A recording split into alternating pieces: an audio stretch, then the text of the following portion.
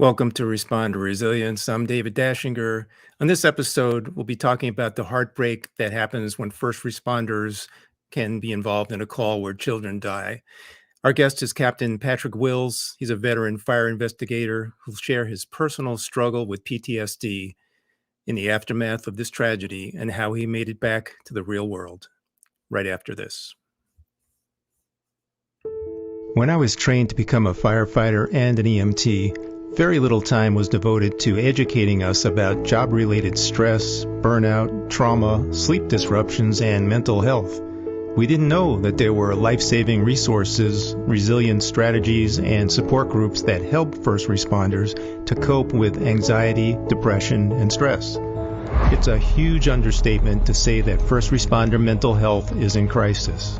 Fire, police, and EMS are professions where more die by their own hands than by the hazards of the job.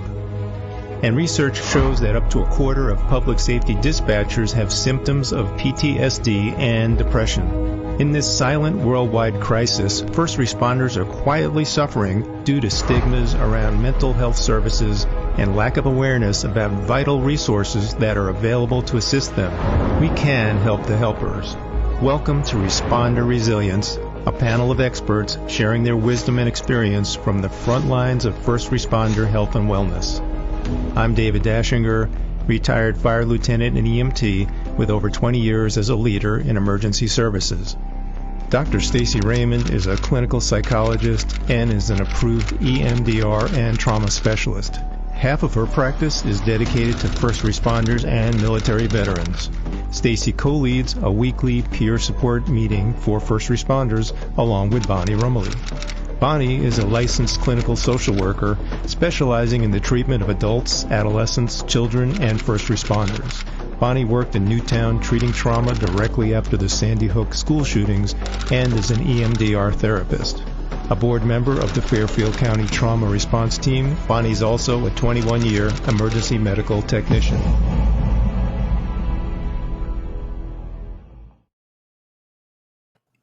And I'd like to welcome our guest co-host for tonight, Kim O'Neill.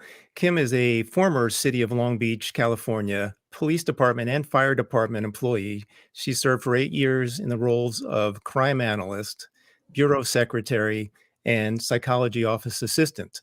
Kim also hosts the Every Day is a New Day podcast and live show, and she's a 3-time Amazon best-selling author.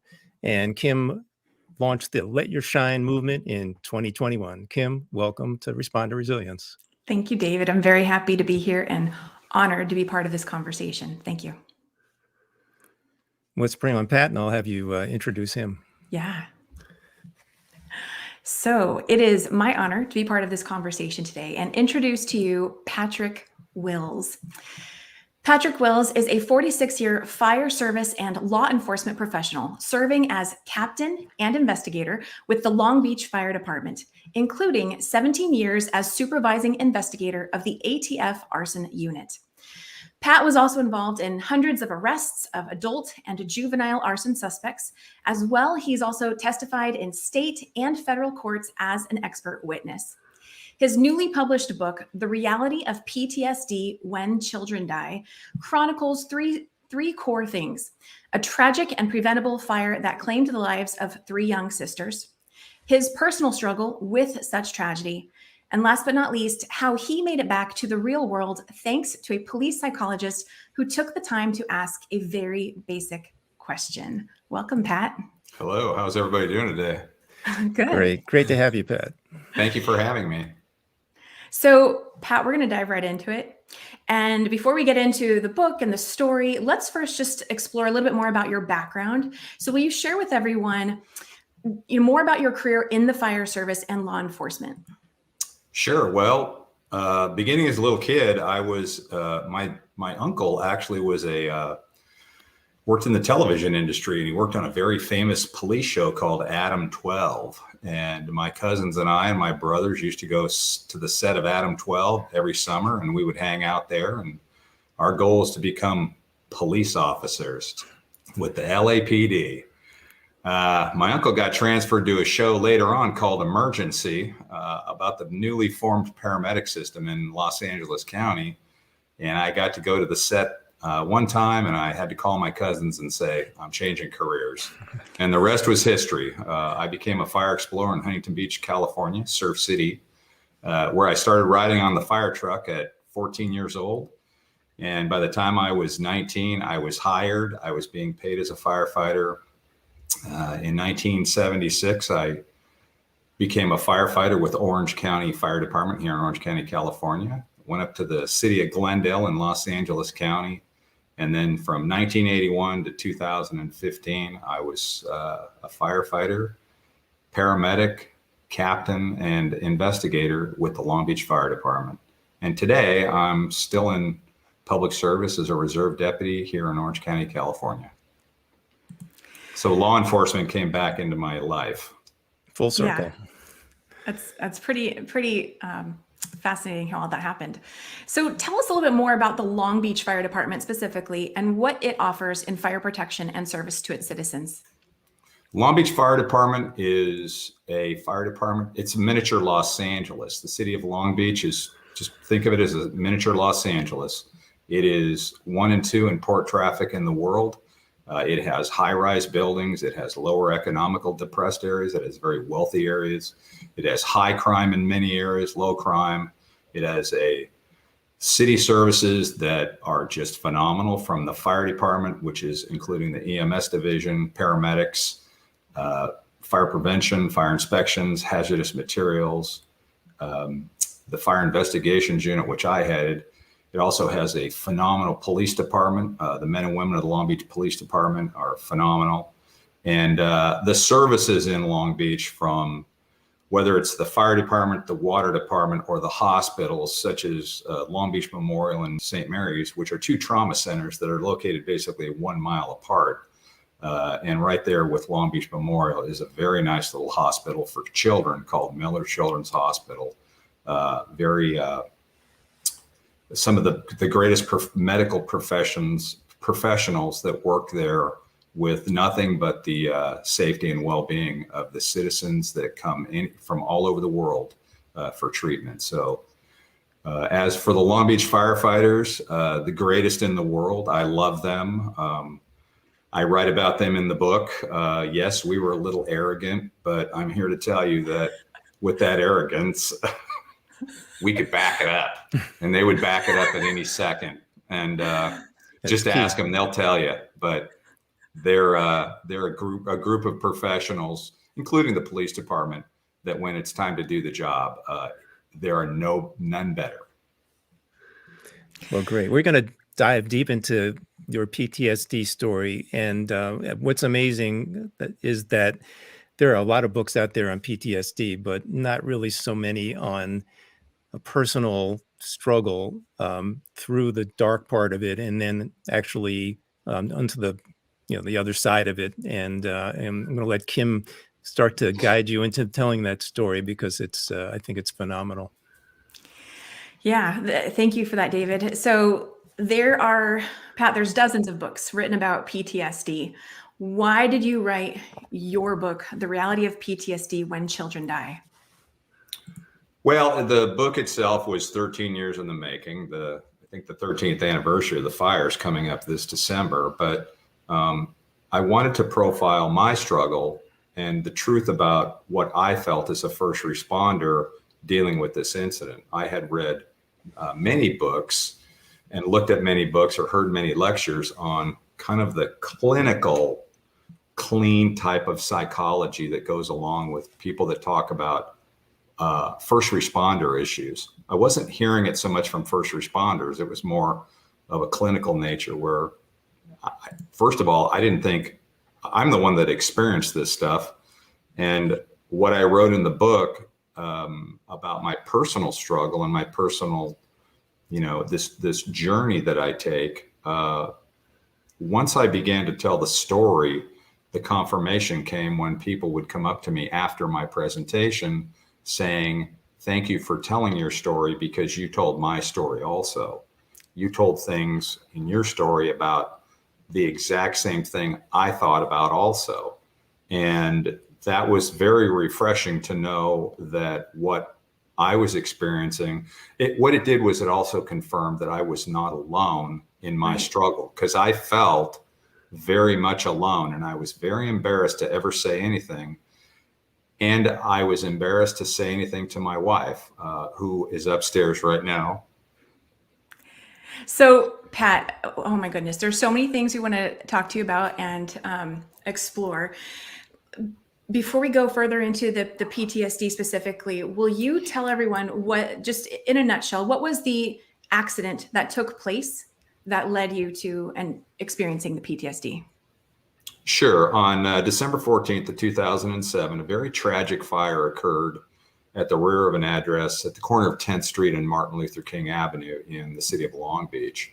And the firefighters that arrived there were faced with a fully involved structure with 3 children that were trapped. It was very clear from the time they arrived that the children were trapped inside. They went in there and they found each one of the girls, which are Jasmine, Stephanie, and Jocelyn Aviles. There they are right there. That's Jasmine on the left, Stephanie in the middle, and Jocelyn on the right. But the location turned out to be an illegally converted garage. And in America today, there is a tremendous problem with housing. First of all, there's not enough housing. And second of all, the housing that we do have in many respects is unsafe. So where they happened to be spending the night, because they didn't live there, they were actually just spending the night with their aunt, who was 17 years old, a very responsible young lady. The problem with this location, because it was an illegally converted garage, was there was no heat. So the girls knew that, and they brought with them a little heater, which was an electric heater that they were really excited to have to keep warm, but it ended up causing the fire that would take their lives also. So now let's talk about, thank you for sharing that. So this was clearly a very tragic accident.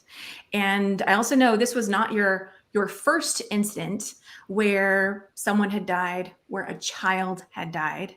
You'd been doing this for decades. And this particular incident affected you differently than all the others. Will you start to share with us what did you start experiencing that was different from other incidents? Well, one of the first things, it was very clear when I was responding to the scene that night that the dispatcher certainly had updated me on what was going on. I also had another investigator, a very smart investigator, who was also, he arrived at the scene prior to my arrival. He said that it was, we had 2 kids that had already passed away. One was on life support, and it is just a very chaotic scene. One of the benefits of going to the scene that night is that so the girls were not there when I got there. They were all in the hospital, and I did not see them in the hospitals. I had another investigator, a third investigator that I called in, who actually went and he did the investigations at the hospital, which included photographs and recovering any clothes that would potentially be used as evidence in case the incident was criminal, because we had no idea what had happened. One of my investigators who arrived prior to me, we had met and discussed a strategy. We had our police detectives in there, and they ended up interviewing our survivor pretty quickly.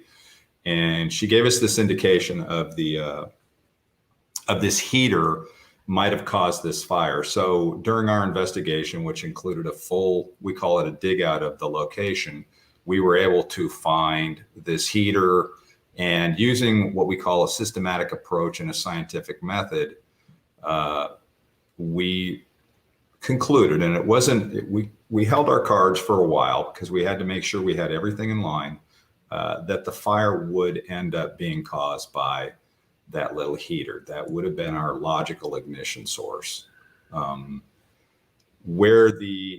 So even though it was very emotional at the scene, the girls were not there. So because there was a lockdown perimeter, the police were providing security. I was not interacting with family members at that time. We needed to find out what caused the fire. We needed to go through the location.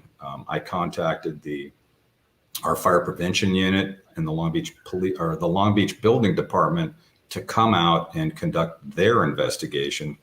And they determined very quickly of multiple violations of city building codes, fire codes that completely contributed to this problem.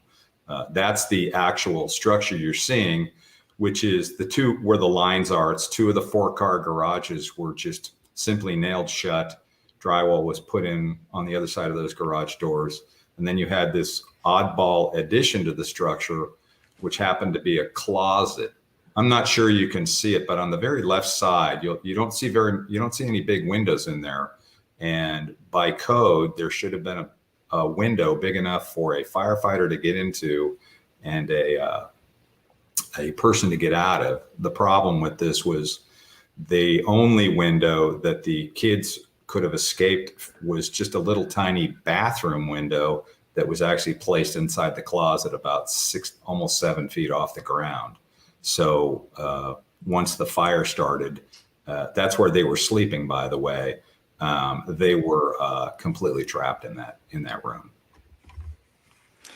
And so at what point did you notice you started to respond and feel differently about this incident than others? Well, it certainly was a sad incident. I was getting, information from our dispatchers and the police officers on the conditions of the kids.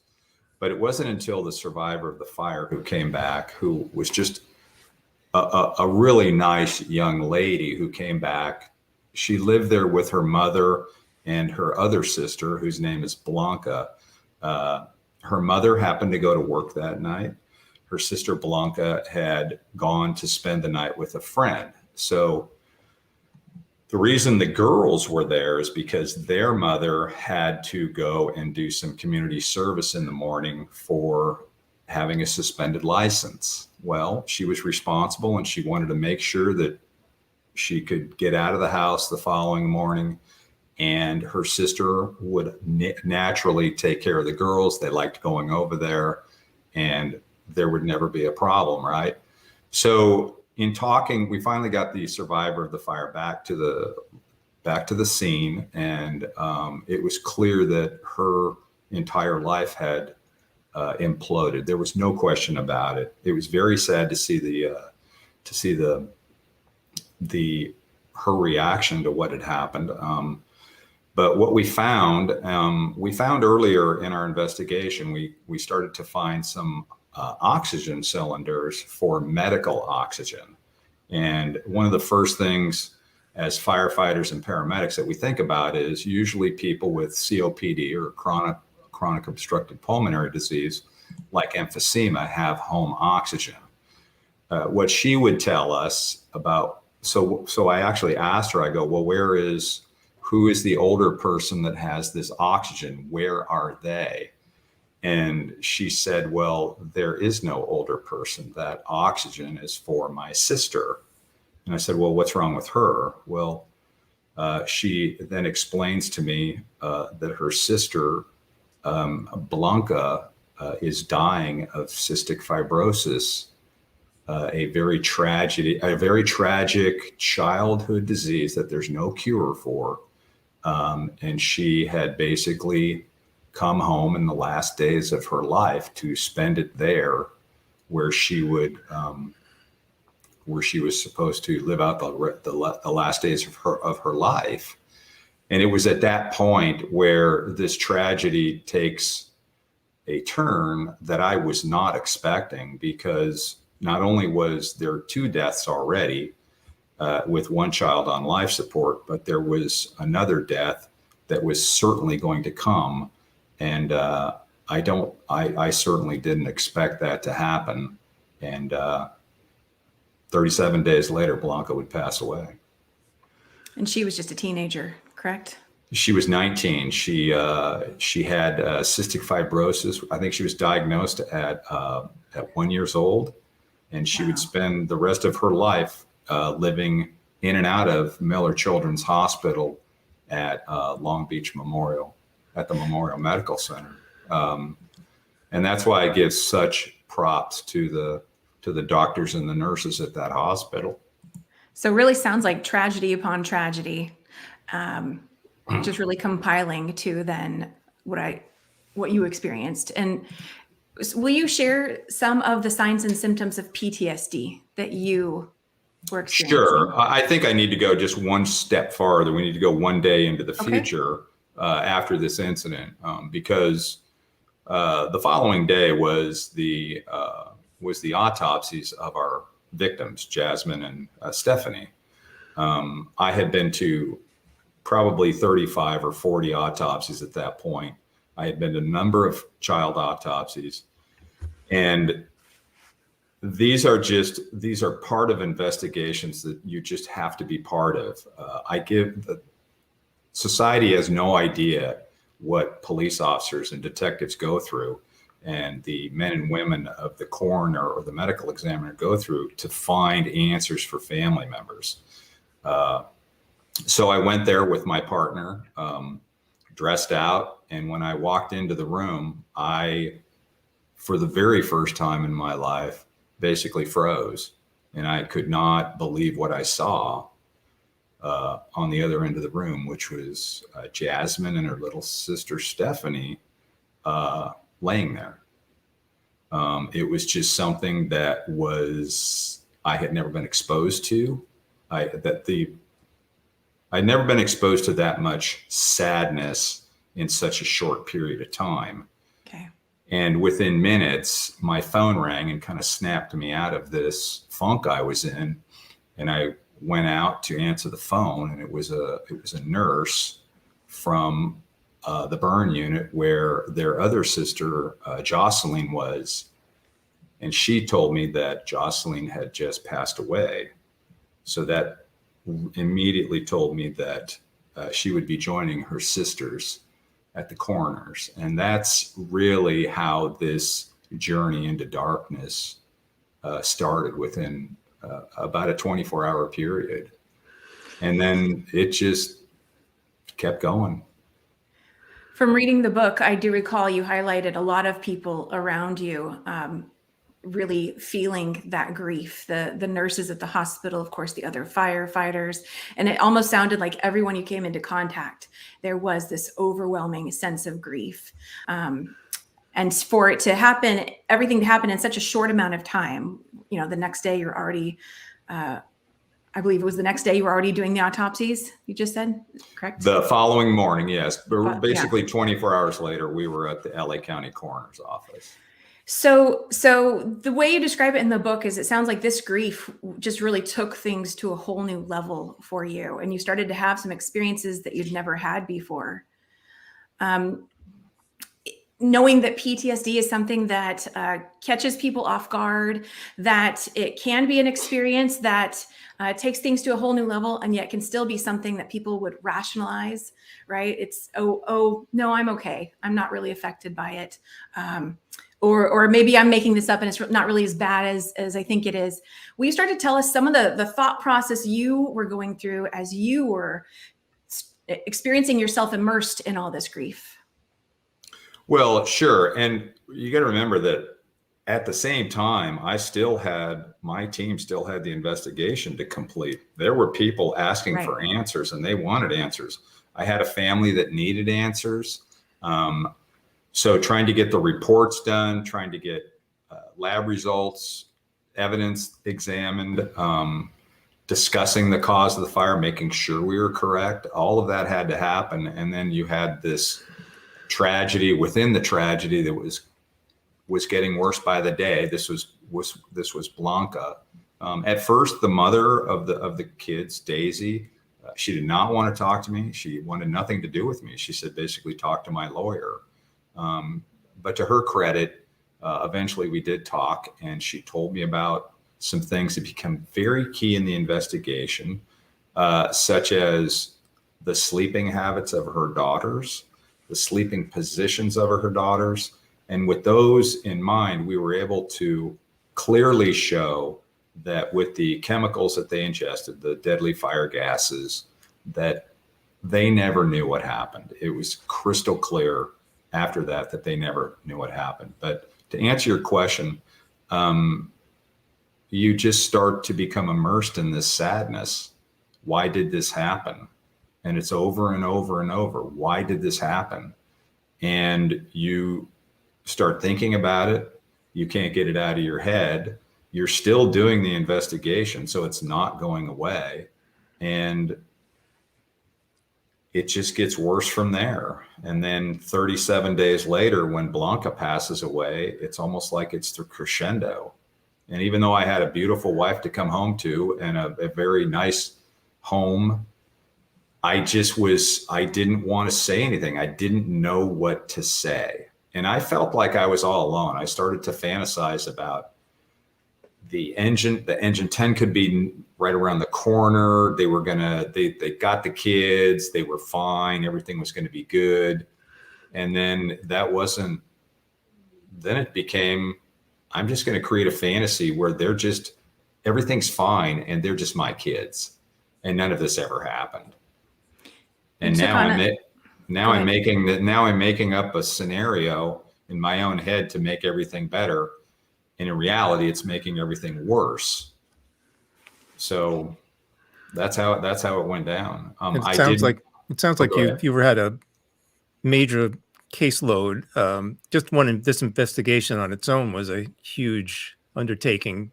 How much did work play a part in sort of maybe masking the thought that there was something else going on? Like, were you finding yourself focused entirely on work, or were there other things that were coming in and out of your focus?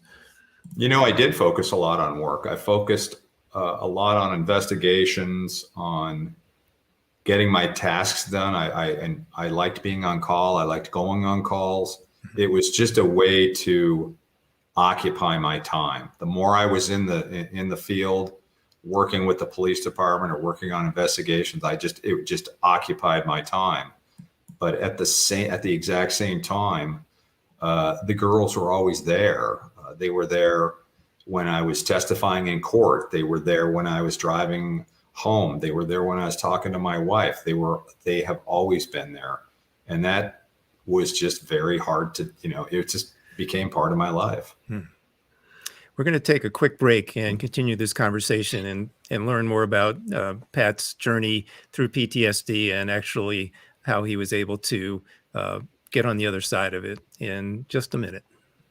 Our mission at Responder Wellness, Inc. is to subsidize or provide free of charge safety equipment and wellness services to first responders, including police officers, firefighters, EMS personnel, and 911 operators throughout Connecticut. Resources include scholarships to train new EMTs, a responder and veteran-only AA group in Danbury, Connecticut, as well as police vests, a fire and EMS boot program, yoga classes, gym memberships, and T-shirts. The founder of Responder Wellness, Inc. co-leads a peer support group sponsored by Fairfield County Trauma Response Team. Responder Wellness, Inc. is a nonprofit 501c3. Find us on the web at responderwellness.org, on Facebook at Responder Wellness, Inc., or email us responderwellness@gmail.com. Responder Wellness, Inc., putting responders first. Welcome back to Responder Resilience, and I'd like to remind you that we're on YouTube on the Responder Resilience channel. Please like and subscribe us there. We're also streaming live on Responder Wellness Inc. Facebook page and E360 TV. We appreciate your support, and we're going to continue the conversation and the story with Kim O'Neill and retired Captain Investigator Pat Wills. Thanks, sir. Pat, so it became about 3 years that you were dealing with this profound grief. And I'd love for you to start to share with us more about how did you find someone who was going to be able to help you? Well, the grief became overwhelming. It really did. It was something that just occupied my mind 24 hours a day, 7 days a week. It did not go away. And the Long Beach Fire Department, to their credit, had created a program called, I think it was Critical Incident Stress Debriefing. And actually they had called for a stress debriefing on the morning of the fire, but that was for the firefighters that responded. Me and my team were still over at the scene.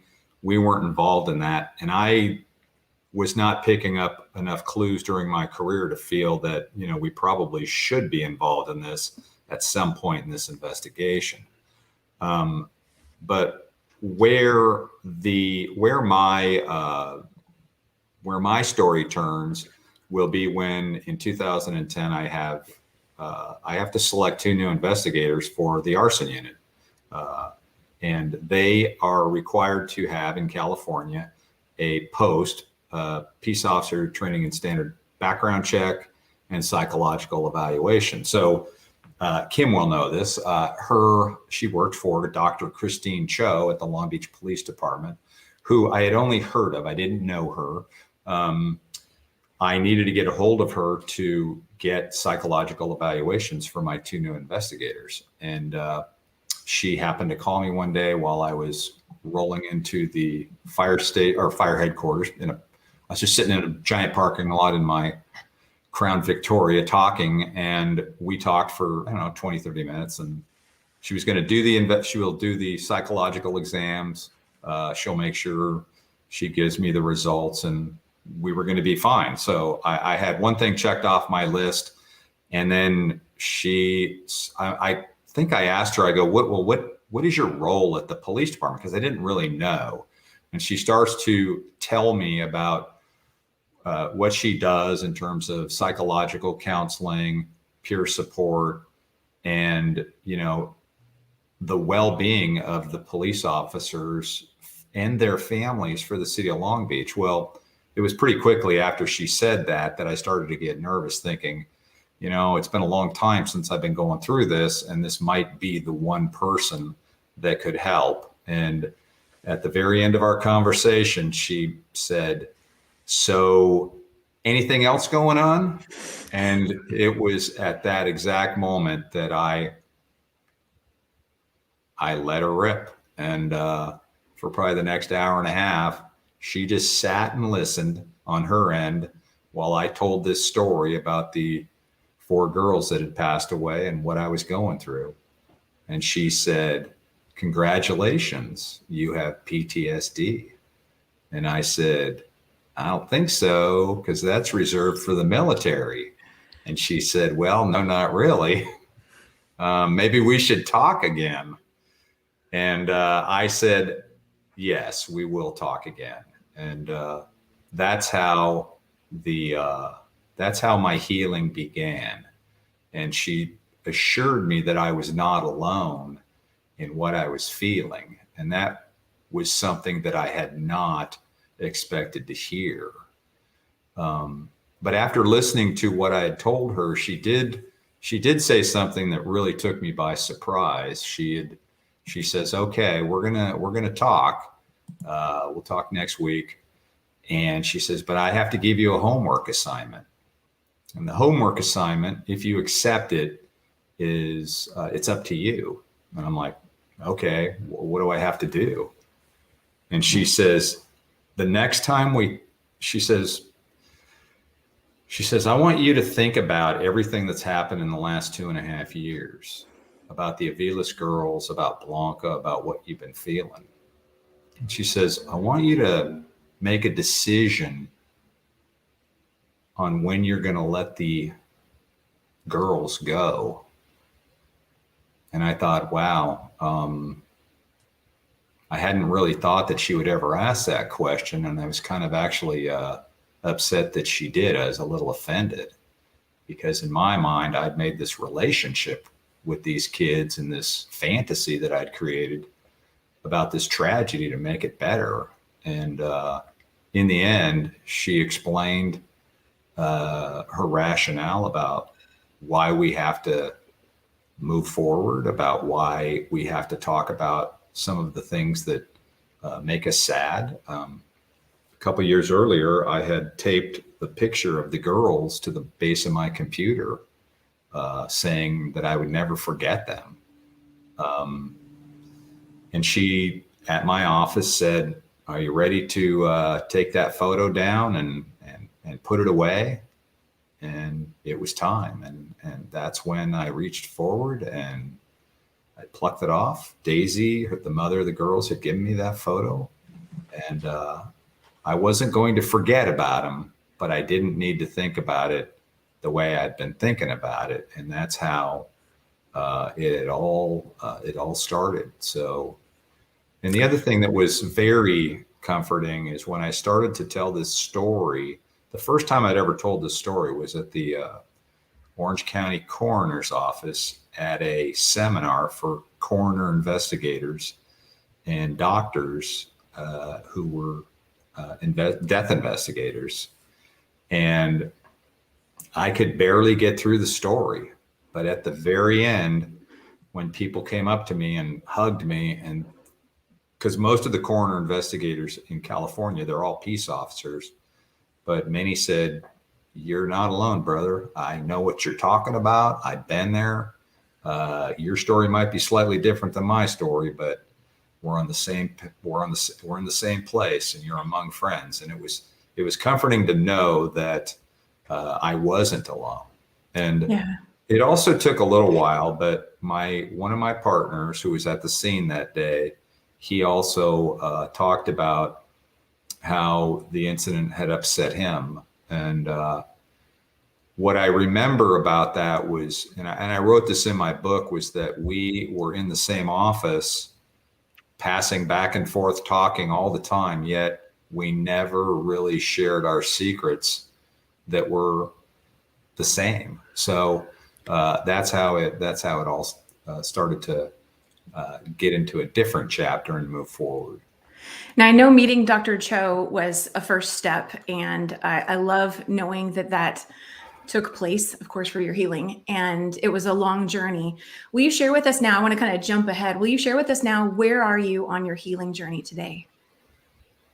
Well, I'm obviously much better. I've retired. I have a wonderful wife and a wonderful family that I can't, live life without my wife, Susan. She's just the greatest. Part of my healing journey comes from next door with a little dog named Atticus. And that is Atticus. Atticus was a puggle who, during the, couple of years into my issues, he came to live next door, and that's him sleeping in the backyard right next to outside my master bedroom. And I would hear him snoring and talking in his sleep. And I would become jealous of him that I wanted to sleep like that. Well, long story short is Atticus and I became very good friends, and he stayed at my house many, many, many times. My next door neighbors, Mark and Megan, started a family, and we got to know their children, which, for my wife and I are not parents, but we are very protective of those little kids, and we love them to death. And I am very eternally grateful for them sharing that little dog with us and helping me through my tough times. That was a fun part of the book. Yeah, my wife used to say, "Why don't you go get your little buddy and just go to the park?" And I did, and we did it many, many times. So yes, many people have said they like that part of the book. So, Pat, there's an excerpt from your book that I want to share with everyone because I think it's so pivotal to this conversation. Towards the end of the book, you wrote, "Getting diagnosed with PTSD was a hard pill to swallow. I became upset with myself, thinking I had created a stain on my career, reflecting I could not handle the streets. That is how naive I was to the hidden perils of my job and the mental health aspect that went along with it." Now that it's been nearly 14 years, how do you, will you just elaborate on that? Share more about your thoughts on PTSD and really embracing that there is a mental health component to a first responder job. Well, there absolutely is. My mentors in the fire service and law enforcement, well, my mentors in the fire service were from World War II, the Vietnam War, and the Korean War. Those were the eras where nothing was said. It's just that simple. Today, the advent of mental health care for first responders and dispatchers, which is equally important. There's also the advent of peer support, where your fellow firefighters, police officers, first responders, or whatever profession you're in, your coworker, they have your secret. You can talk to them. And it is now becoming mainstream where mental health is being taught right there in the academy. That was never part of my fire service or law enforcement career. Today, it is. So if I was to turn back the clock to my situation with the Aviles girls, I would say that having a mental health professional come into the office and discuss what we were exposed to would have been something that would have benefited all of us, certainly me. And it may never have allowed me to go where I went. And, it's just part of being a first responder. The other thing about you also as a this happened 36 years into my career. I thought I was bulletproof. But as a first responder, there is a mental toughness that you have to have. It's if you're not going to handle this job well, then it's not for you. Most people do very well in the job.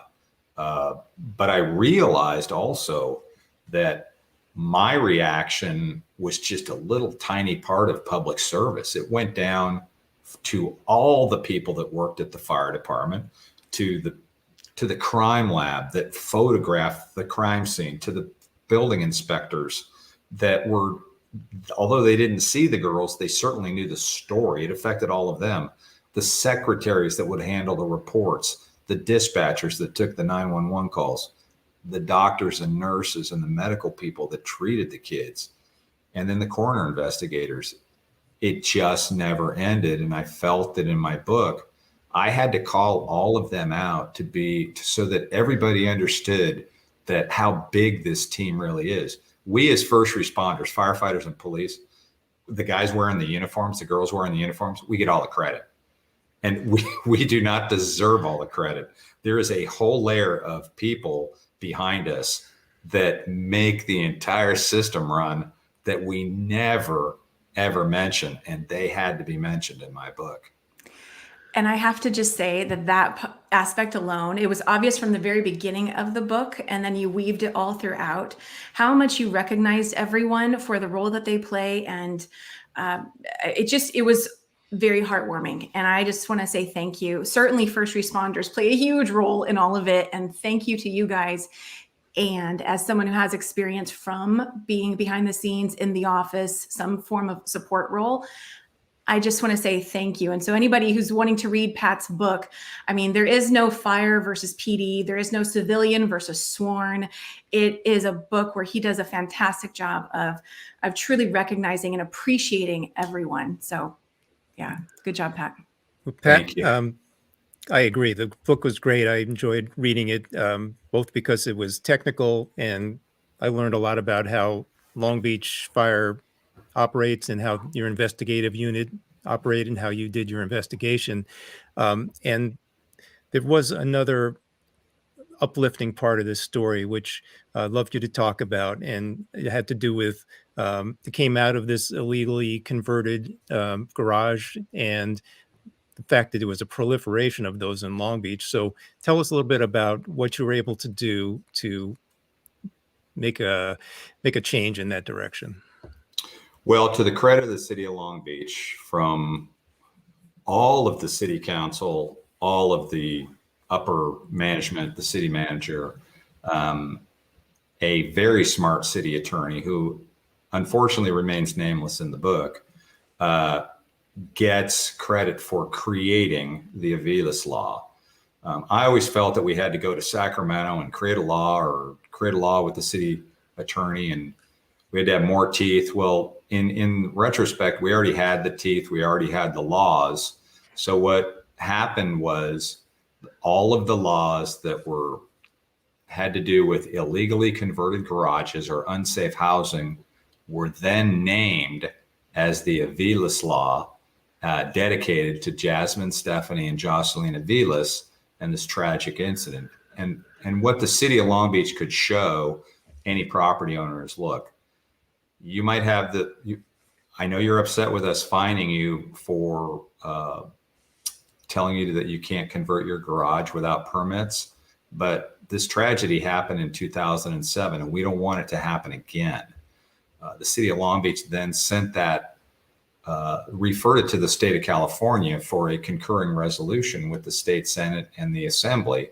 And what they did was, this is not signed by the governor, it's signed by both houses, that they encouraged all cities in the state of California who had laws relating to illegal garages or unsafe housing, that they would have those laws named after the Long Beach Aviles Law to show their citizens of just what such tragedy can happen if they don't enforce their laws. And it was very sobering for my wife and I to be there at the California Assembly when they called me on to the floor of the Assembly, and they read the proclamation with Jasmine, Stephanie, and Jocelyn's name being read into the record of the state of California. And they recognized the Long Beach Fire Department and all the men and women who did what they do day in and day out. And it was just an unbelievable experience. So I also write in my book that my next stop is the White House. So if there's any political people out there, I would like to name December 14th of every year as National Safe Housing Day in honor of the girls that passed away, but dedicated to every person in America that they deserve a safe house, a safe place to live. So that's my next quest. It's an admirable one. Pat, we'll get into a little more about fire safety in a minute, but please share with the audience a little more about your book. Where can they find it, and what forms does it come in? Well, my book is available on Amazon. It also has an ebook, so you can use it with a Kindle reader or a reader. I'm in the process of creating an audiobook. And I think, so just go to Amazon, The Reality of PTSD When Children Die, and you can buy the Kindle version or the print version. The Kindle version has the color pictures. The print version has it's black and white, but if I see you, I will sign your book. So fantastic. So please tell us where people can find you and some of the other events and projects you're working on. PatrickWills.com. That's my website. And also in my book, I explain that part of my healing was physical fitness. Prior to the incident, I was pretty good in physical fitness, but I now go all over the United States doing stair climbing, and stair climbing for the American Lung Association and cystic fibrosis. There is a stair climb this December. It's called Hike the Halo. Let's see if I can get it up here for you. It's Hike the Halo. It is December 18th of 2021. In Orange County, it is going to be at Angel Stadium. So you can go on just Google Hike the Halo. I'll be creating Blancas climbers, so you can come climb with us or climb virtually. But these events are all over the United States. Usually December is the cystic fibrosis has those events. So if you can't make the Hike the Halo event, it'll be probably in a major city near you. It'll be all over the United States. Sounds like a great event. And do you have any words you want to share with the responder community about fire safety? Well, sure. It's daylight savings times just changed over, and we changed our smoke detectors, and we always have our escape plan. So it's good to be diligent on those items, and just be aware of your surroundings. And there's a lot of people that are less fortunate than others, and keep them in your mind, and keep them in your prayers and your mind. Pat, this has been an amazing conversation. We so appreciate you sharing this personal journey you've had. And I think it's going to be really helpful to people who need to hear that there is hope, that we can, the stigma of asking for help in these situations is unfounded, that it's so important to find someone, a mental health professional or wherever it is that's going to help you through it, because we can't do our jobs to the best of our abilities when we have serious distractions and things pulling us down. So this has been huge to have you be here with us and share this, and I really appreciate it. Well, I appreciate you for having me, and I'm glad to see my old friend Kim, who saw me many times go through the door of Dr. Cho's office and close the door behind me. So it's been great. And to the first responder community and anybody that's watching, mental health is something that we all have to be aware of, no matter what our profession is. And in terms of taking care of each other, we have to. If you have the ability to have a little dog like Atticus to love you and, shower you with hair, and you'll love it. Yes. So we have an episode coming up shortly called Mutts Mending Mankind, and it's an organization in Connecticut that connects rescue dogs with responders and veterans who are suffering with PTSD or anxiety.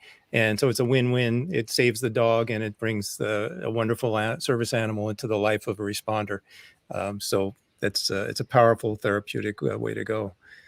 That's great. I just wanted to say to my fellow Long Beach firefighters and police officers and my deputies from Orange County Sheriffs, do what you're doing. Keep up the good work. Well, Roger to that. And Kim, thank you so much for being here, being a guest co-host. Amazing job, and just love your questions and your insight into our topic tonight was wonderful. So thanks for being with us. Thank you. Thank you, Kim. Thank you, Thanks, Pat. Kim. Oh, you're welcome. All right. Thanks, so, Dave. Yeah. So please subscribe on YouTube, Responder Resilience, on Facebook, Responder Wellness Inc. And like to remind everyone to stay safe and take care of yourself.